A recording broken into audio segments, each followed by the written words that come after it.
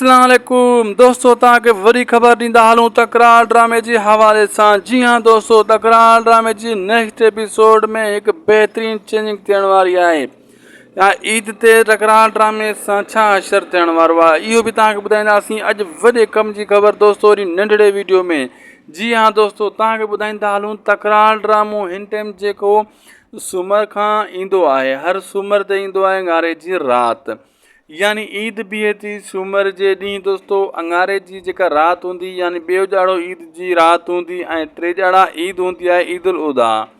ऐं सूमर वारे ॾींहुं ईद आहे यानी अंगारे जी राति जो जेको ईद आहे ख़तमु थींदी ऐं उन राति दोस्तों तकरार ड्रामे जी एपिसोड अचणी हूंदी आहे। ऐं काफ़ी दोस्तनि जा कमेंट आया त बाबा इहा ईद जे ॾींहंनि में हाणे तकरार ड्रामे जी एपिसोड ईंदी या न ईंदी। अॼु तव्हांखे अपडेट ॾींदा हलूं दोस्तों। जी हाँ, बिल्कुलु 3 ॾींहं ईद जा ॾियारा हूंदा आहिनि ईद उल अज़हा जा, लेकिन ही क़िस्त पहिरें ॼाड़े त मथां मुश्किल अचे तकरार जी, बाद में जेका 2 ॼाड़ा आहिनि उन्हनि में मथां अची वञे। थी सघे थो ईद जे करे ही हफ़्तो पूरो एपिसोड न हले, नेक्स्ट मथे हफ़्ते में हले।